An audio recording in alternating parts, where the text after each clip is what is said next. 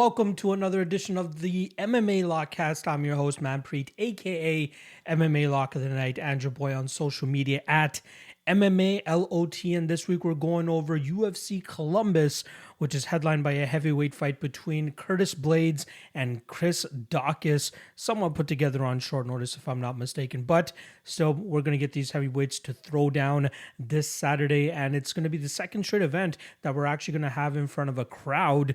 Obviously, last week was in UFC London.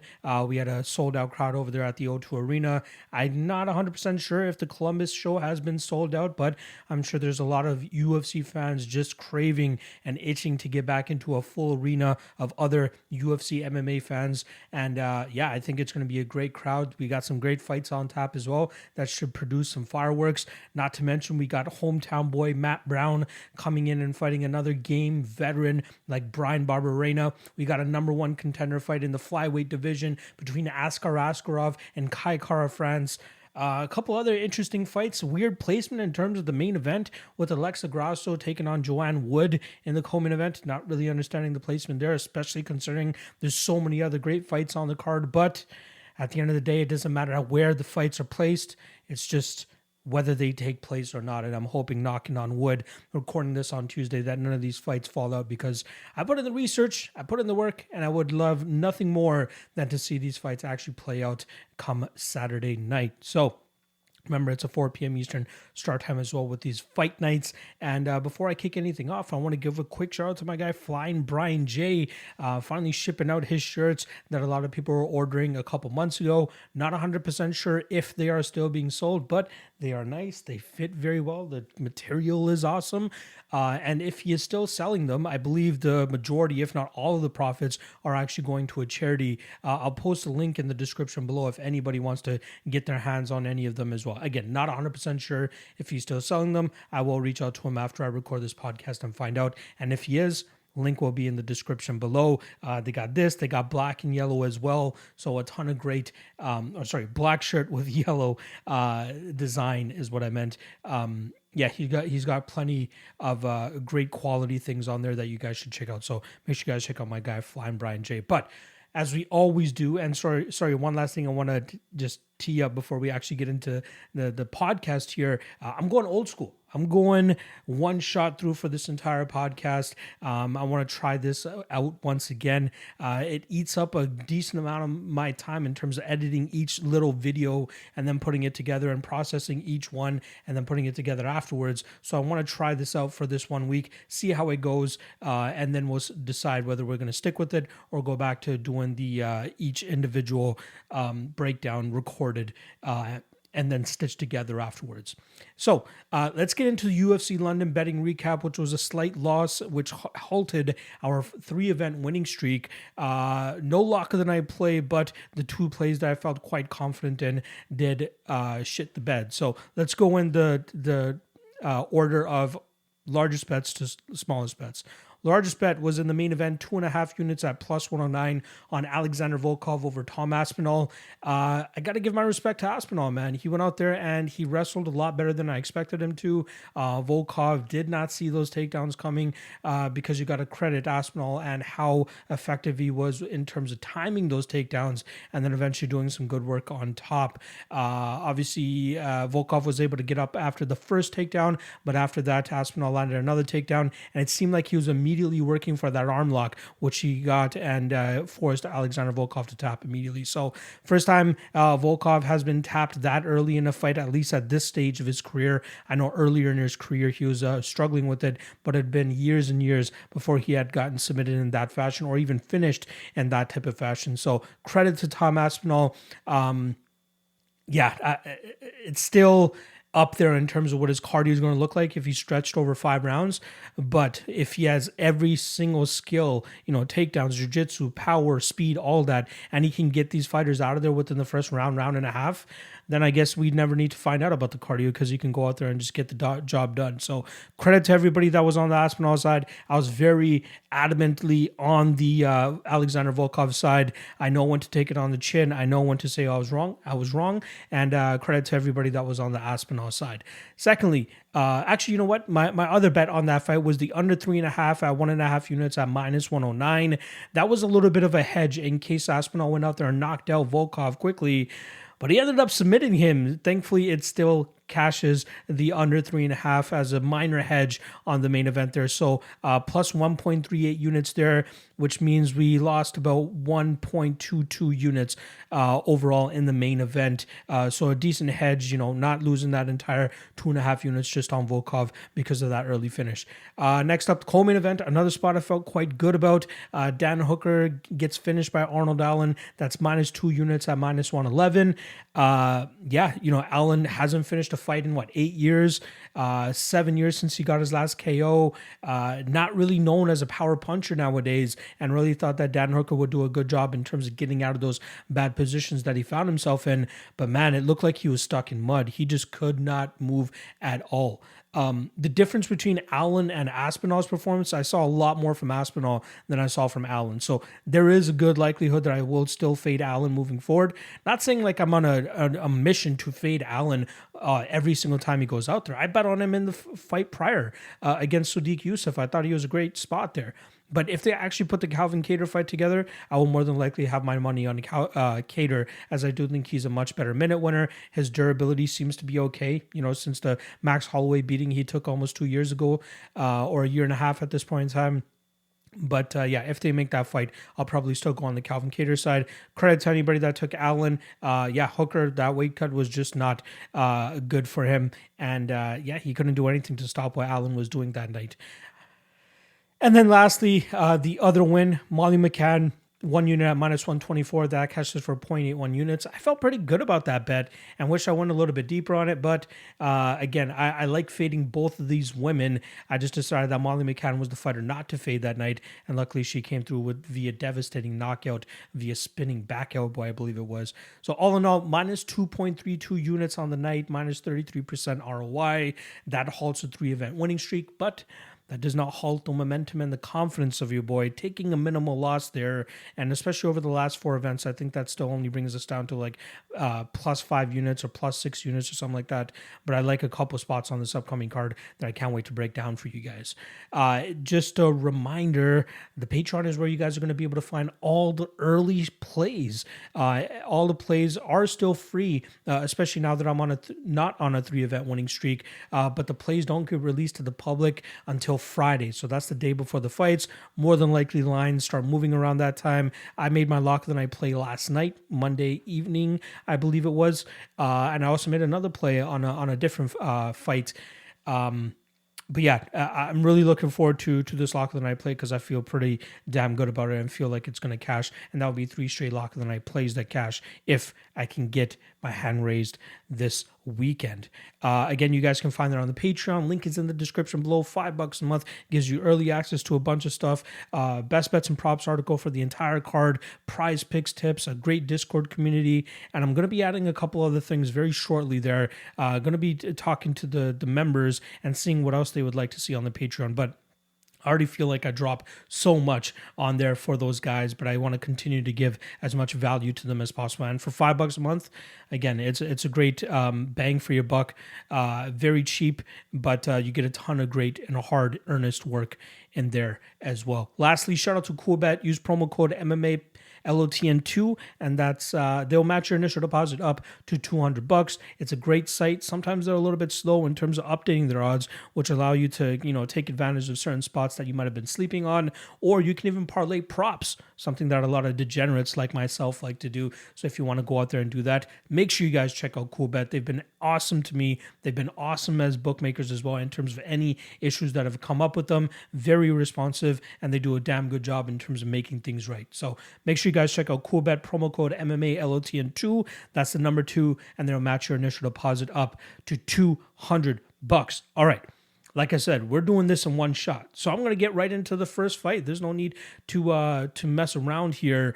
We're going to see how my voice and my durability and my stamina does, since I haven't done a one-shot breakdown like this by myself in a very long time. So we'll see how it goes. All right. First fight of the night. We got Luis Saldana going up against Bruno Souza.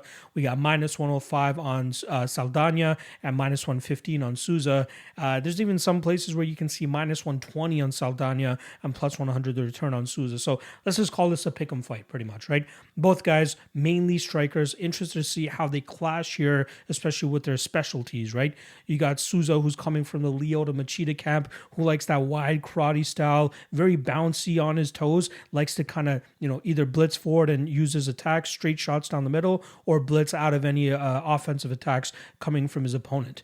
More often than not, he's on his back foot, which optically doesn't really look the greatest for the judges, especially if his opponent is kind of pressing forward and, striking and actually throwing offense out there.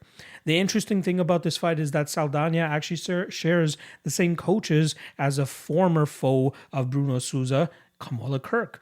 Now, Kamala Kirk lost the decision to Bruno Souza that night in a fight that I expect to play out similar to this one. However, I don't think that Saldana will be as gun-shy as Kamala Kirk was in that fight. Souza pretty much won that fight off of his back foot, but did blitz forward a couple times, and it was more than enough for the judges to believe that he was landing the more effective strikes. However, here with Saldana, I think we'll see Saldana land leg kicks from the outside, blitz forward when he needs to. Hopefully he stays disciplined enough and doesn't get caught with one of those patented Lyoto Machida-esque counters. But I think that Saldana has shown a good enough chin and durability that he should be able to see those shots coming and defend properly or counter effectively with them as well. I do like Saldana, but the only thing is it seems like his gas tank really starts to wear down the longer a fight goes. But specifically when it's against fighters that pressure him, push him up against the cage, or even put some sort of pace on him, right? We see him have early success against guys like Jordan Griffin and even Austin Lingo, but as that fight starts to prolong, gets into the second round, we see him start to slow down and start to crack and break under the pressure of his opponents. Luckily for him against Bruno Souza, he's not going to have much of that to worry about. As I do think that Bruno Souza, he's going to be on his back foot for the majority of this fight, just waiting for his opportunities to counter, which will allow Luis Saldana to pretty much fight this fight at his pace, at his activity level, and that should allow him to go a full 15 minutes if he's required to do so in this spot. So I do like Saldana just a little bit here. I do think it will be a mediocre paced fight. Like, I don't think it's going to be super high paced because that will force Saldana to slow down. And I don't think it's going to be a super low pace because I think that Saldana has learned from his teammates' blunders in the past of not being active enough against a guy like Souza. But I still do think that we can see this go the full 15 minutes, which is why I don't mind the fight goes to decision at -200. I think that's an accurate line here. I did actually play the under in the Souza-Baghdasaryan fight in Souza's UFC debut, which did come in on short notice, but Souza's inability and lack of wanting to engage did not allow that fight to go to fight doesn't go to decision to hit. He was just way too lackadaisical in there. I'm not sure if he was just trying to conserve his energy, what it might have been. Then again, who wants to get hit by a guy like Baghdasaryan, right? Maybe he opens up a little bit more here against a guy like Saldana. But I do think that both guys will show good durability in this spot. I don't think anybody will land cleanly enough to get a fight-ending type of situation going. But I do expect this fight to go the full 15 minutes. I like the fight goes to decision at -200. But in terms of an official prediction, I'm going to go with Luis Saldana, and I'll pick him to win this fight via decision. All right. Let's move on to the next fight here. A great flyweight scrap between David Dvorak and Matthias Nicolau. We got -130 on Dvorak, +110 the return on Matthias Nicolau. Now, I'm not 100% sure if the Tapology rankings are the actual UFC rankings as well, but they actually have Nicolau at number 8 and Dvorak at number 9. That is a sign of how competitive this fight should be, and the fact that it's the second fight of the night is a huge disgrace, especially considering that these guys could be fighting for a title if they get another 2 or 3 wins right under their belt. Maybe even 2 wins for Dvorak, as he's on a 3-fight winning streak, especially inside the UFC right now. Fun fight. I've always been a big fan of Matthias Nicolau. I was glad the UFC decided to re-sign him and bring him back to the big stage, but he's largely underperformed, right? Even though he's gone out there and beaten guys like Manel Kape and Tim Elliott, his performances left a lot to be desired, right? He's not going out there and beating these guys convincingly the way that I thought he would. The Tim Elliott fight was very close, and it even seemed like Tim Elliott took the foot off the gas because James Krause gave him the confidence that he was up 2 rounds. So he kind of just, laid on his back and allowed Matthias to kind of just grind out that third round and win that fight. Matthias has solid striking, good power, decent combinations, but I think he's absolutely going to be outgunned on the feet against Dvorak, who's a very disciplined striker. The guy waits for his perfect opportunity to either counter or even just throw leg kicks, but he doesn't overextend. He doesn't, he doesn't leave himself to really be countered because he throws with so much power and almost intimidates his opponent to kind of move backwards. But he's very cognizant of countering his opponents. And it seems like anytime his opponent throws a strike, he's right back at them throwing 1, 2, 3 strike combinations. And that's usually, frustrating his opponents and making them kind of back down and back off. I think for Nicolau to have success in this fight, he's going to have to drag it to the ground. Because if he doesn't, I think he's going to get touched up on the feet. Now, Dvorak has some finishes on his record and finishing power, but Nicolau has a pretty damn good chin, has very good durability, and I don't think he's going to struggle too much with the power that Dvorak puts on him in this spot. I do like Dvorak. I do think he's the rightful favorite. I can see him winning via decision, which is currently sitting at plus 155. But yeah, unless we see a huge change or even Nicolau tapping into the potential that we expected of him, I think he kind of gets put on his back foot for the majority of this fight and gets eaten up from range. So I'm a big David Dvorak fan.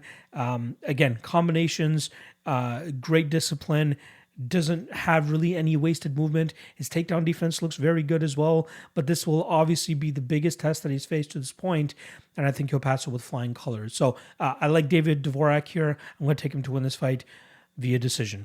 Now, one thing I almost forgot about during these long podcasts that I used to do for solo is that the throat starts to feel it. So let me just wet the whistle real quick, and then we'll get back into these breakdowns.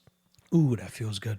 Nothing like some cold water to help fuel the rest of the podcast. All right, let's get into the next fight here. We got Fiorot coming in at minus 400, taking on the veteran Jennifer Maia at plus 300. I believe Jennifer Maia is actually coming in on short notice in this spot, as she did drop her last fight to Katlyn Chookagian way back in well, not way back, but a month or 2 months ago in January. Fiorot was originally scheduled to fight Jessica Ai. Unfortunately, Jessica Ai is forced to pull out. And in steps Jennifer Maia. Now, there's a lot of question marks on Fiorot, right? She keeps coming in as this heavy favorite, and people are trying to fade her and find the perfect fight to fade her with.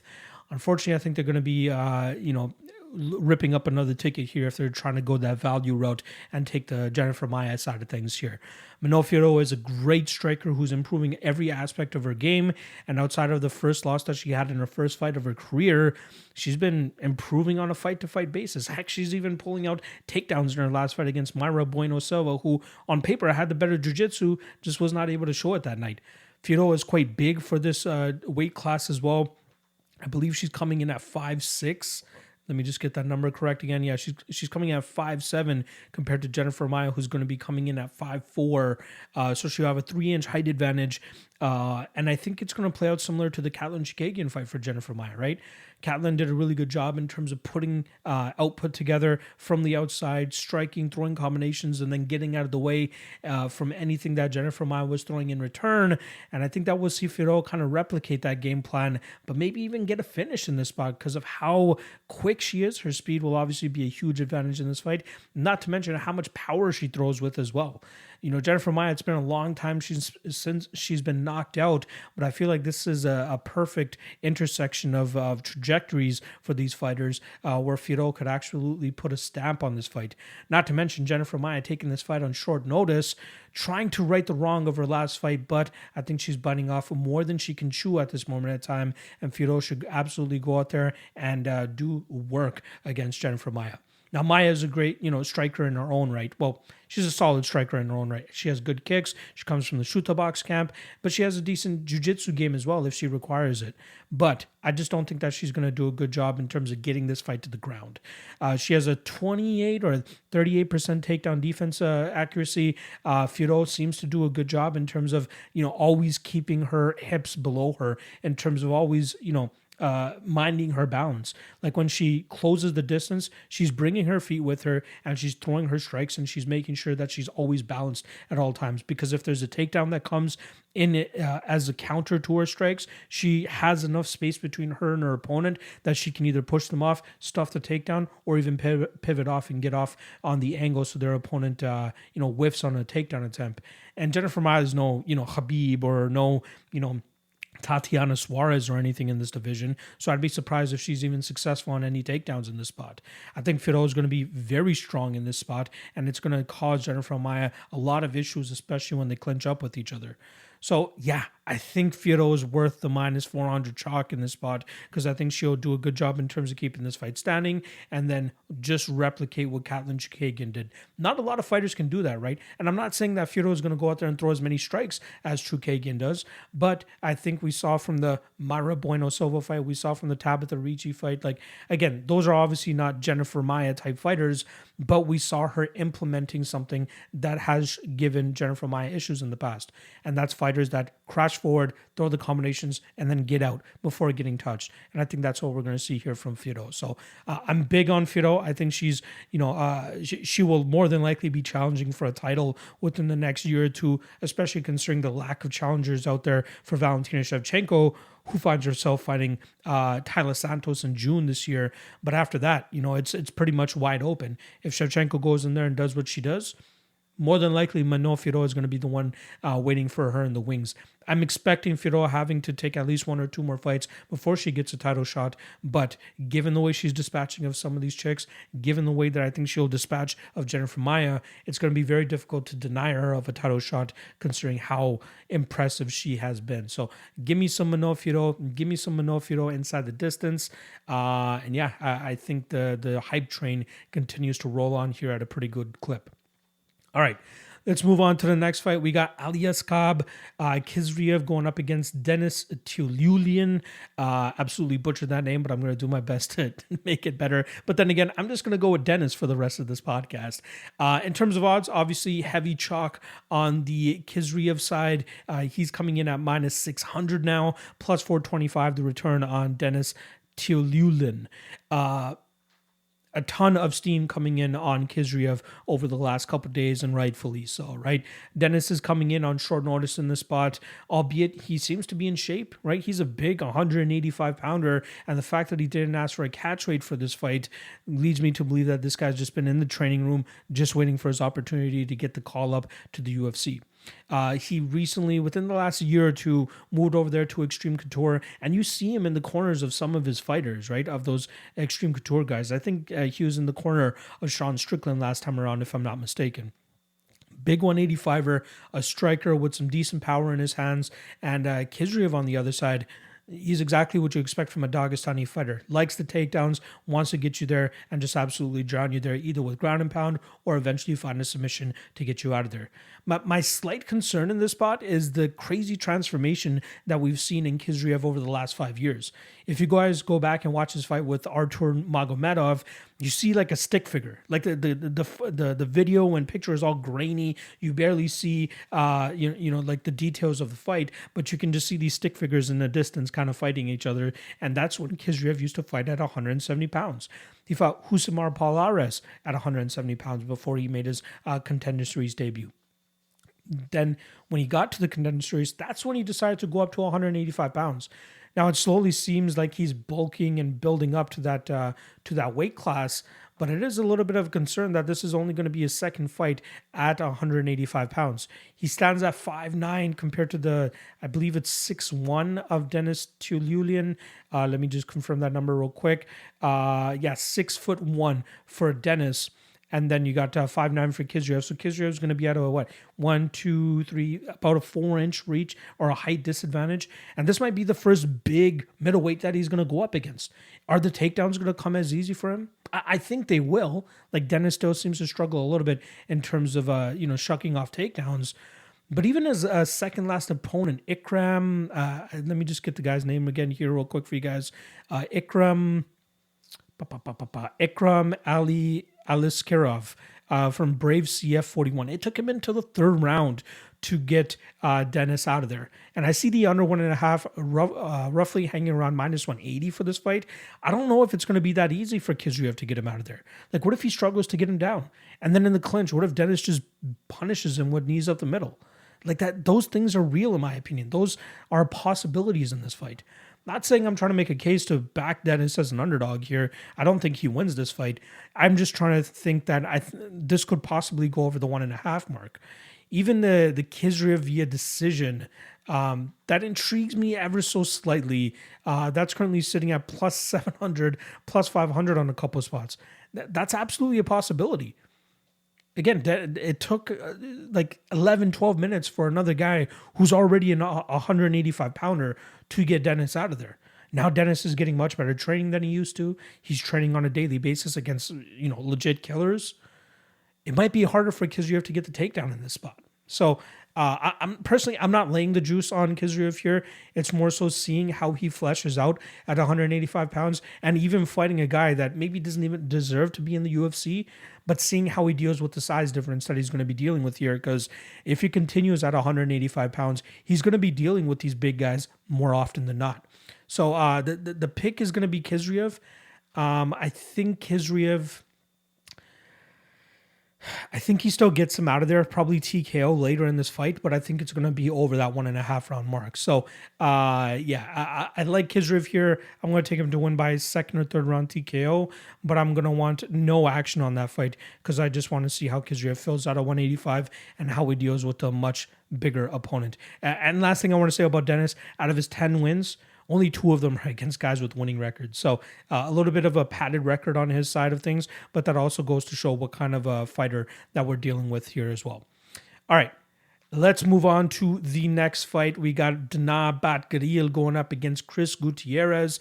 In terms of odds, we're currently looking at -150 for Batgaril and +130 the return on Chris Gutierrez. Now, interesting line movement on this fight throughout fight week. Batgaril got down to about -170 on certain spots, and now the money coming back in on Gutierrez, bringing Batgaril back to about -150. Now, Gutierrez is, everybody's favorite fighter over the last couple fights because he's going out there and he's implementing a calf-kicking game. That's something that a lot of fighters have found difficult to deal with in the past. However, this fight kind of reminds me of Mark Diakiese against Rafael Fiziev. Now, I'm not saying that Batgaril is the next Rafael Fiziev, but the one thing that Mark Diakiese shares with Chris Gutierrez was their knack for the calf-kicking game, right? If you guys go back and watch a couple fights leading up to the Fiziev fight for Diakiese, that was his bread and butter. He would chew up that calf kick of his opponent and then just start letting his hands go, more than likely having success after that. But it's all building upon the calf-kicking game, which is exactly what Chris Gutierrez has done very successfully since his Vince Morales fight. But if you take away the calf-kicking game, you're left with a guy that's somewhat low volume, more than likely always on his back foot, doesn't really have a crazy wrestling game either. And then what do you get? You're taking away the calf kick, and now you're fighting a really good striker and Danaa Batgaril, who's very precise with his strikes, has a ton of power, and is decent output as well. That's where my question marks in terms of the steam coming in on Gutierrez come with. Because I think that Batgaril is a seasoned enough striker to be prepared for a calf kicking game, whether it's checking those calf kicks or countering every time Gutierrez throws a calf kick himself. I don't think that Gutierrez is this master at calf kicking that nobody's going to be able to solve. I think that Batgaril has a good enough striking game that he should be more than ready for that. And we've seen over his last couple of fights, this guy is a killer when it comes to the striking game, especially with landing the big power on his opponents. If Gutierrez slacks a little bit in this fight, he could be taking a canvas nap himself. Gutierrez has never actually been knocked out in his professional MMA career, so I'm going to give him the benefit of the doubt here that his durability will hold up. But I think he's going to fall behind on the output and on the volume, especially if Batgaril is able to nullify that calf kicking game. So, good luck to everybody that's on the Gutierrez side, but I think Danaa is the rightful favorite in this spot, and they may believe that his line is a little bit too wide here, but if he takes away that calf kicking game the way that I believe he will, I think he'll look more than minus 150. I think he'll look minus 200, minus 250 in this spot. So I do like Danaa Batgirl, the Jackson Wink trained Danaa Batgirl. Not many fighters left at that training camp, but he's getting that personalized training at this point in time. Six Gun Gibson is giving him all the work that he needs, and I feel like they'll be more than ready for the Factory X trained Chris Gutierrez. But I'm going to go Danaa Batgirl, and I think he wins this fight via decision, although I'm not going to count out the KO, which is currently sitting at plus 135, but plus 350 for the decision, not too bad of a line, especially considering the durability that we've been seeing from Chris Gutierrez over his last couple fights. All right, let's move on to the next fight here. We got Karol Rosa coming in at minus 220, plus 180 the return on the veteran Sarah McMann. Very interesting fight here between Karol Rosa, who's on a 4-fight winning streak inside the UFC, taking on the 41-year-old Sarah McMann, coming off a loss to now champion Juliana Pena. Now, the qualm for McMann has usually been that she gasses out by the third round and her opponents are able to throw up submissions or just get her out of there due to her exhaustion. She, forces a lot of her action early in fights, especially, center around takedowns, dragging her opponents to the mat and just using all of her energy to control them there. She does decent work from on top, but nothing crazy. If she's not able to get them out of there early, she looks pretty exhausted going into that third round, and that's where most opponents are able to take advantage of her. But just 2 fights ago, she showed us that she can go 3 rounds if she goes up against a decent, stylistic opponent, and that night she had Lena Landsberg. Now she has Karol Rosa, who seems to be on the rise here. Very good striker, a ton of output in her fights. But we saw that she could go out there and grapple if she needs to, like she did against Jocelyn Edwards. But that's her as the hammer. What is she like as the nail? Because I think more than likely she's going to be the nail in the majority of this fight, especially with McMann landing takedowns, I think, at will. I remember, taping Karol Rosa earlier in her UFC career and remembering that she really had difficulties on the ground with her opponents, and I felt like if she faced a legitimate grappler or wrestler, she would find some problems. But there's a lot of question marks with McMann, right? She's 41 years old, and like I said, she doesn't really manage her gas tank all that well. But if she can go out there and just grind Karol Rosa to the ground and stay out of submissions, she could absolutely win this fight and look very good as a plus 185 underdog. It's just so hard to sack up and put money on a 41-year-old who has gas tank issues, right? But I just see her landing takedowns when she needs to. That's my main concern. Karol Rosa isn't this crazy finisher either, right? She puts the volume on you, she puts the output on you, but it doesn't seem like she has that stopping power. And McMann might be able to survive in certain situations. She'll definitely be the stronger of the two, and I think that's going to come in handy in terms of dragging the fight to the ground or even stalling this fight up against the cage if she finds it there, especially in the third round. I just have a bad feeling about it. So there's a couple ways that you can go about playing this fight, in my opinion. I think it's a 50-50 fight. Again, post-fight, it's maybe looks minus 300 for either side. But pre-fight, it's hard to have confidence on the Karol Rosa or Rosa takedown defense, as we haven't truly seen it tested since the regional days, where it just was very lackluster. So you can play pre-fight, you can play McMann at plus 185, you're getting great underdog odds, and then play Karol Rosa live, probably after round 1 or even after round 2. Or you can play McMann money line and Karol Rosa round 3, which is plus 1,000. That's absolutely possible as well. Or maybe even a draw, right? We might see McMann win the first 2 rounds and then just get absolutely beaten in the third round but not finished, and then we get a 10-8, and then we get a draw as well. It's live in this fight. But I don't, trust me, I'm big on Karol Rosa, but I think that this is a weird stylistic matchup for her, and I do think that McMann can make this very, very difficult for her, but if she's able to land those takedowns and maintain that top control. I'm going to go McMann as my prediction. I think she wins this fight via decision. Plus 400 is that line. I'd be surprised if she gets the submission here, as Karol Rosa is a brown belt, although she has been submitted on the regional scene. But I'm gonna go with McMann. I think the strength is going to be the main difference here. And in women's MMA, something as small as strength could have a big difference maker in this fight. It all depends on how McMann is able to manage her gas tank over the 15 minutes, because I see this going the distance. So official prediction is going to be Sarah McMann. I just don't know if I have the balls to actually go out there and bet her. But when I play the fight through my mind, I see McMann winning those 2 rounds with easy takedowns. And, she does enough in that 3rd round to survive and not get a 10-8 from the Carol Rosa side. So I'm going to go McMann, and I'm going to take her to win this fight via decision. Next up, we got Neil Magny going up against Max Griffin. We got some heavy odds here on the Neil Magny side, who's coming in at minus 225, plus 190 the return on Max Griffin. Now, it's always interesting when I, want to bet heavily against a guy that I had as my lock of the night play last time around. And that's the case here with Max Griffin, as I did have him as a lock of the night play against Carlos Condit, and he just inched that fight out. If he went out there and went for takedowns way more than he should have, like he did in that 3rd round, that wouldn't have been as close of a fight as it was. The first round was him just off of leg kicks alone. It didn't seem like, it didn't seem like Condit could get much going off. Not until the 2nd round, where he was having way more success. But even that 3rd round was quite close, until we saw Max Griffin land that takedown, land some good shots from on top, and that was enough for him to get his hand raised that night. But it should not have been that close. I think it was a minus 180, minus 175 underdog, or favored in that spot, but he made it look way closer than that. Max Griffin, decent output, decent wrestling, but he's an average fighter. Neil Magny, on the other hand, that's a guy that I can trust with my money and know that he's going to come out in the winning end more often than not.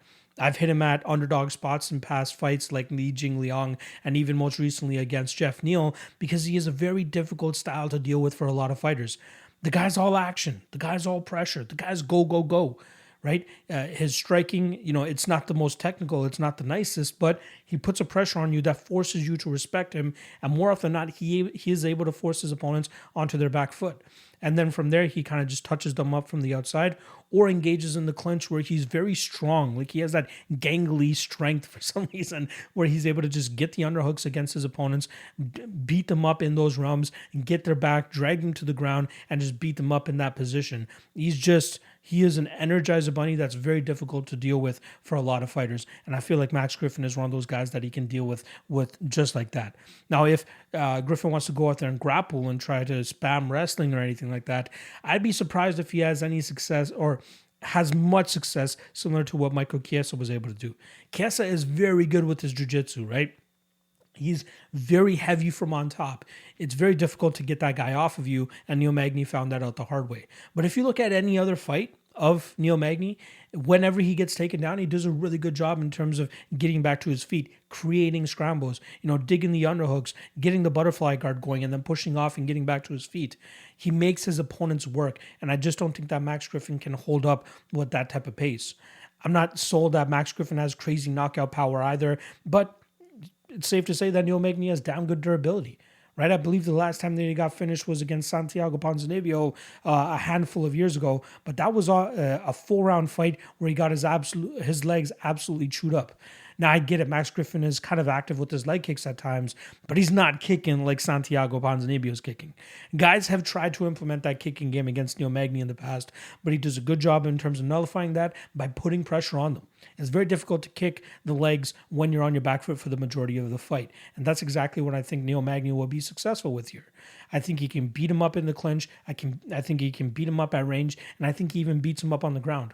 I think it's just a matter of time before Max Griffin is huffing and puffing, because Neil Magny just won't stay off him. He won't give him any room to breathe.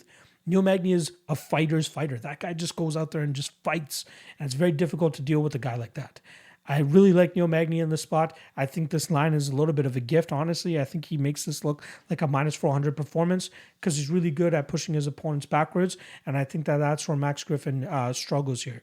Unless Max Griffin pulls out a Hail Mary KO from his ass, I just don't see how he wins this fight. I love Neil Magny in the spot. And last thing I'll say, seems like Magny's been around the sport forever, But the guy's actually had a 2-year youth advantage in this spot. He's only 34 compared to the 36-year-old Max Griffin, and it seems like Magny still has a couple years left of performing at a level that he's going to continue to turn away these guys that are looking to crack the top 15. Magny will always be that top 15 to 10 guy, at least for the next 3 years, I'd say. At least a solid 3 years, he'll be that guy. And I just don't think that Max Griffin is ready to crack that top 15.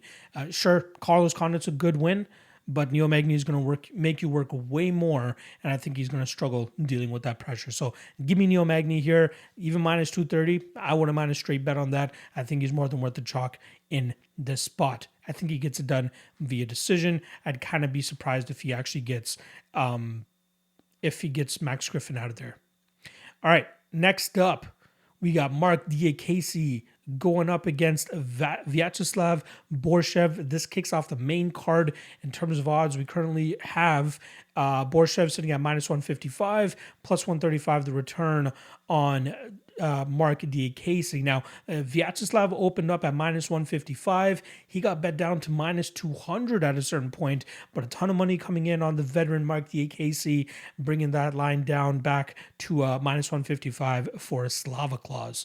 Now, Slava Claus coming off a great performance against Dakota Bush back in January, where he finished him via body shot KO. Beautifully timed, beautifully placed. Look, I'm even stumbling on my words like Borshchev, as if he had hit me to the liver as well. But the guy is absolutely nasty with his body shots. He hurt even Chris Duncan before finishing him as well in that fight to the body.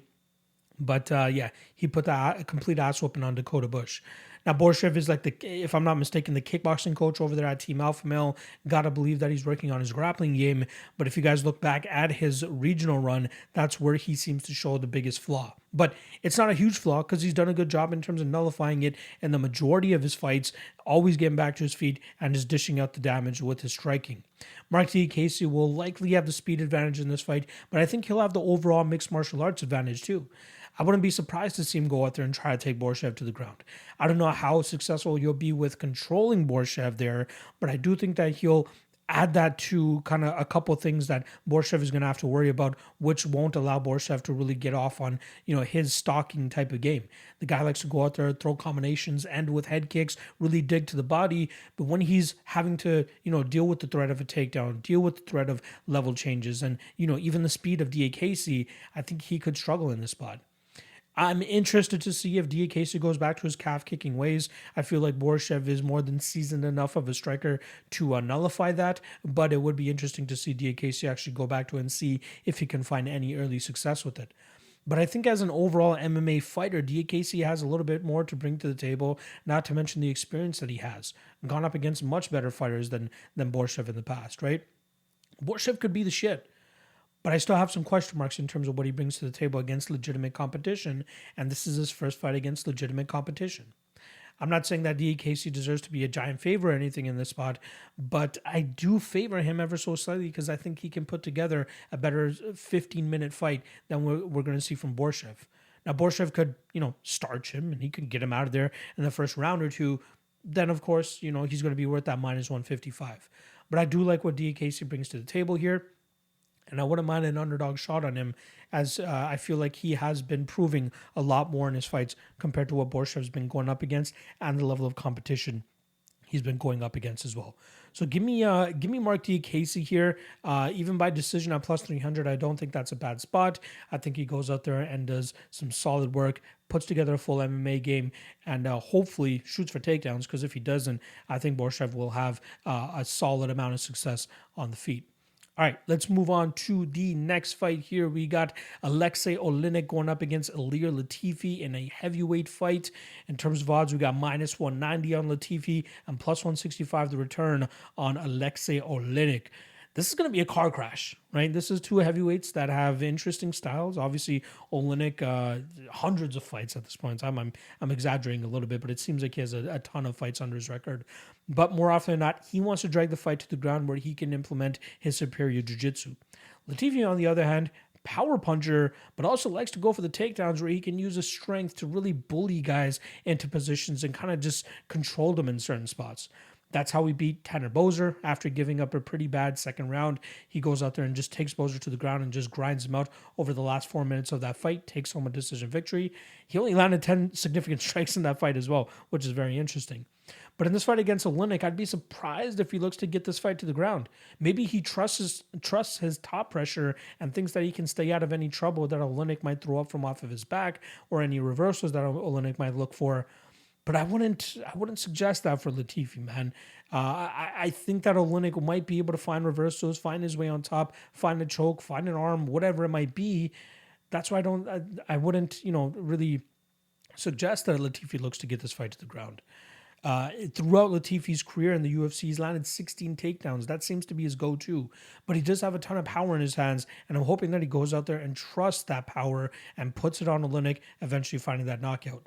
Oleinik does not mind being reckless on the feet in terms of trying to close the distance. He throws with heavy power in his own right just so that he can clinch up with his opponent and try to find a way to get the fight to the ground. And he doesn't even care if he has to pull guard because he wants to get the fight to the ground because he knows he'll either find a reversal or even a submission off of his back of some sort. Maybe even his Ezekiel choke. Who knows?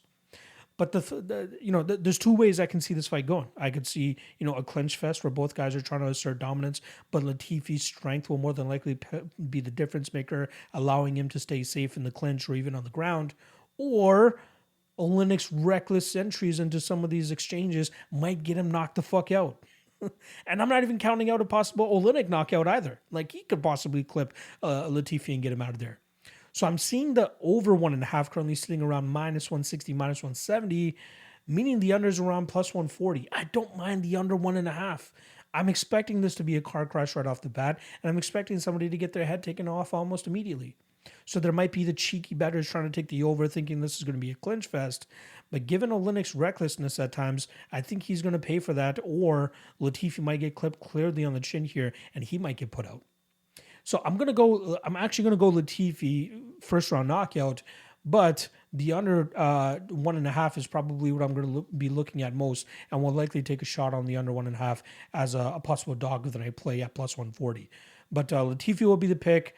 I think he keeps this fight upright, but I think eventually he'll find that knockout and put out old man Oleinik. Trust me, the fan of me is cheering for Oleinik. I hope Oleinik actually gets it done, but I think that Latifi will get him out of there. All right, let's move on to what could quite possibly be the number one contender fight for the flyweights. We got Askarov coming in at -350, Kai Kara-France coming in at +285. Very fun fight here, and like I said, could easily set up the next title contender. Now, news just came out earlier today that more than likely the UFC is going to be rebooking Brandon Moreno against Davidson Figueiredo, number 4 in July, but whoever picks up a win this weekend will more than likely be able to get that next shot at the end of this year. I just don't see many guys stopping Askarov. Askarov UFC debut, in my opinion, came away with a gift of a draw, as I believe that Brandon Moreno did a really good job in that fight, nullifying the type of success Askarov was trying to have in that fight, especially with his grappling. And I think that's going to be Askarov's toughest fight. But in this fight against Kai Kara-France, I just can't unsee Askarov completely throwing around Kai Kara-France in the grappling realm. We saw Hajiri Bonthrin 2 fights ago have success controlling Kai Kara-France for the majority of that first round before he got knocked out. But I think that Askarov is going to put Kai Kara-France through the grinder even more and make it very difficult for him to have much success at all. Kara-France is quick. He has some good striking. Obviously, he has some knockout power, which he's shown off in his last 2 fights. Obviously, most recently against Cody Garbrandt, but that is Cody Garbrandt. Cody no chin Garbrandt, pretty much, right?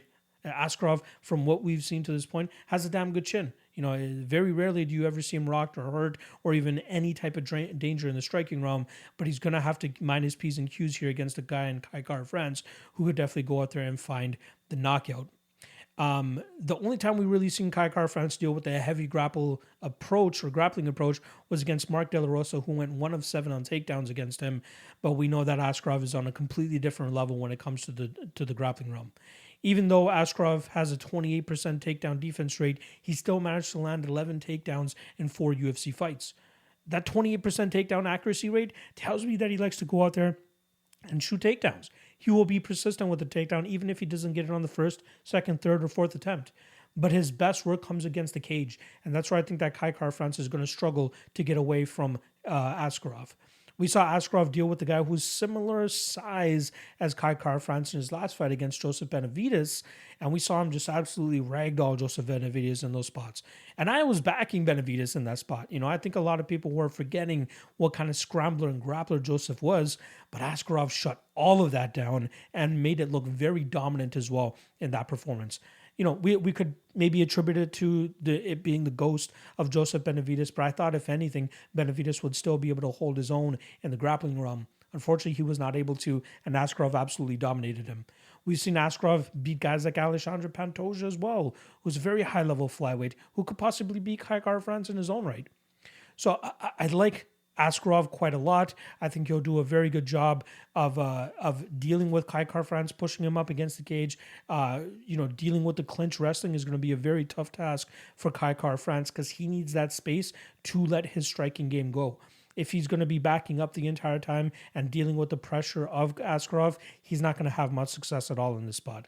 And even before the last two knockouts of Kai Kara-France, he's known as a guy that's a heavy hitter, but it was 10 fights before that he had recorded his last KO.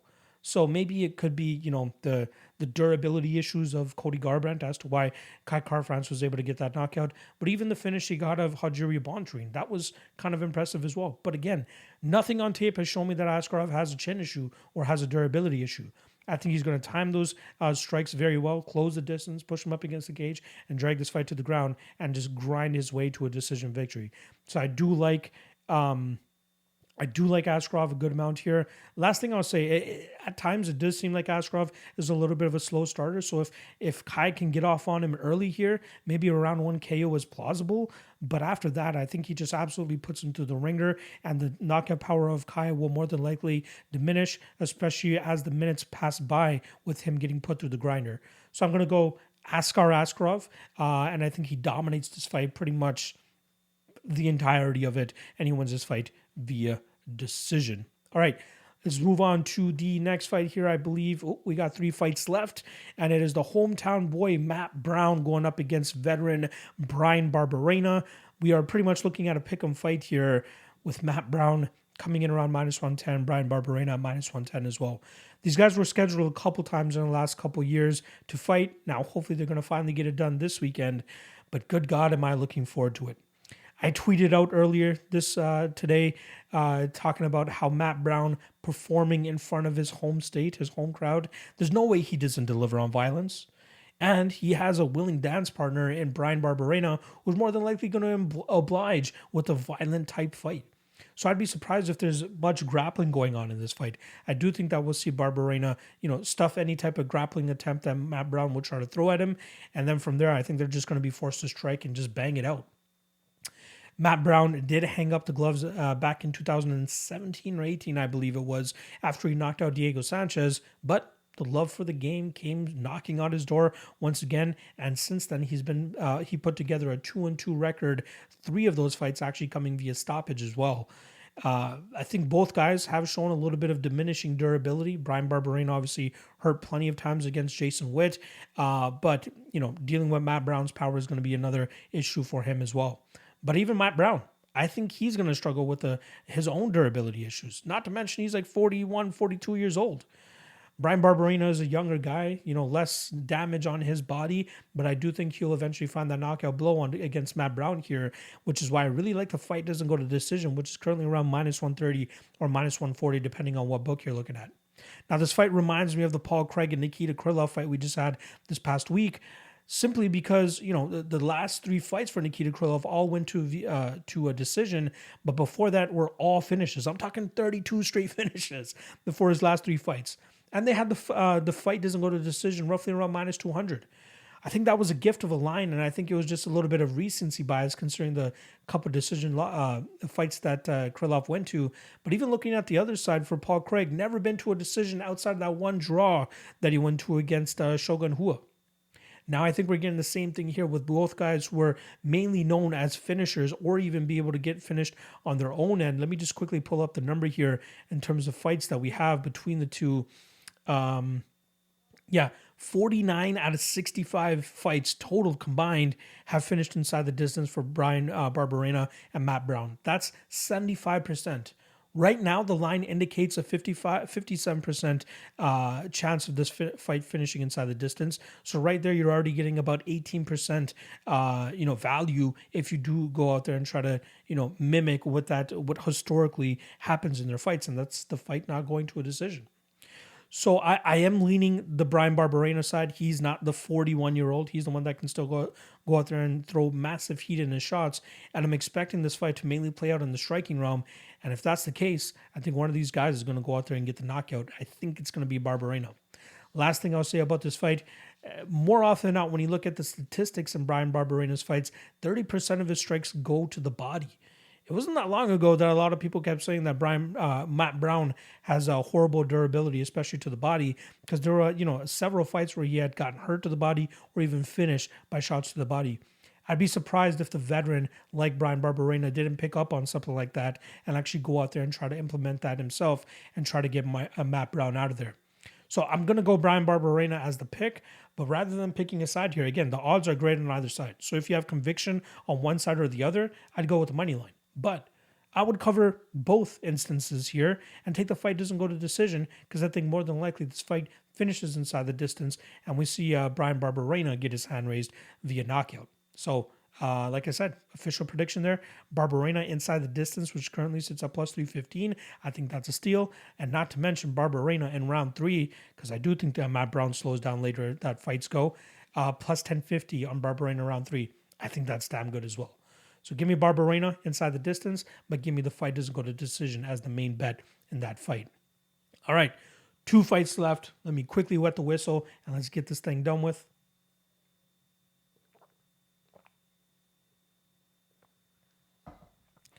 All right, next up.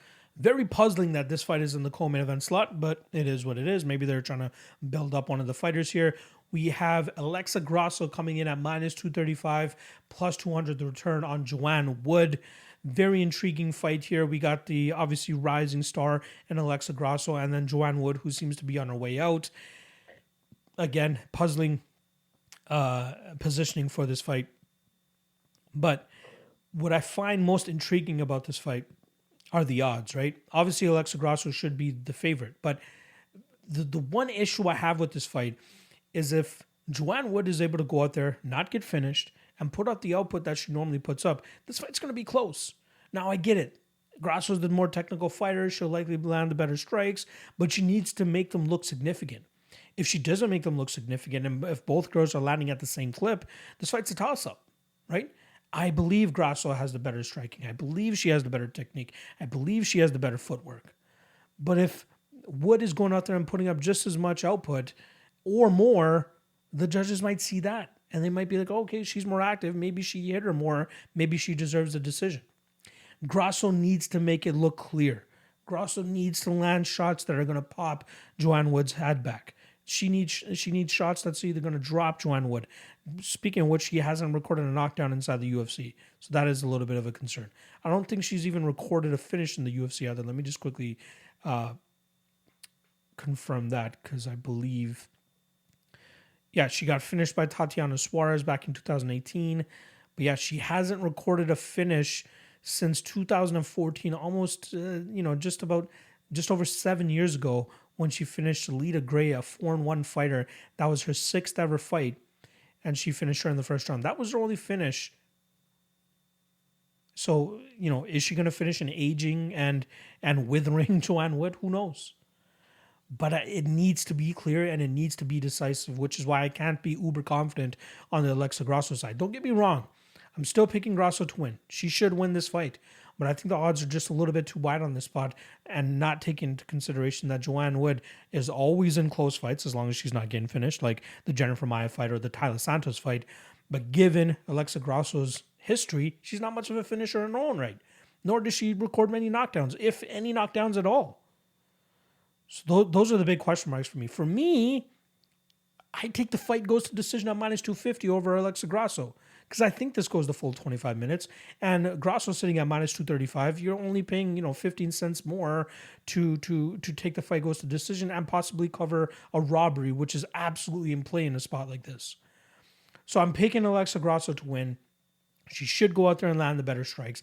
Not saying she's going to land the more strikes, but she will land the more significant strikes, in my opinion, in terms of the ones that will show optically to the judges, see the head popping back of Joanne Wood. But if she doesn't, that's where I'm just too iffy about this fight. I'm staying away other than the fight goes to decision, but I do see this score in the full 15. I will lean with the younger Alexa Grasso in the spot, but don't be at all surprised if Joanne Wood is able to go out there and pull off the upset just off of volume alone. But official prediction, let's go Alexa Grasso, even via decision minus 115. That's much better than playing her up straight up. But who knows how much of a cliff Joanne Wood has fallen off as well. What if her durability is completely shot at this point in time, right?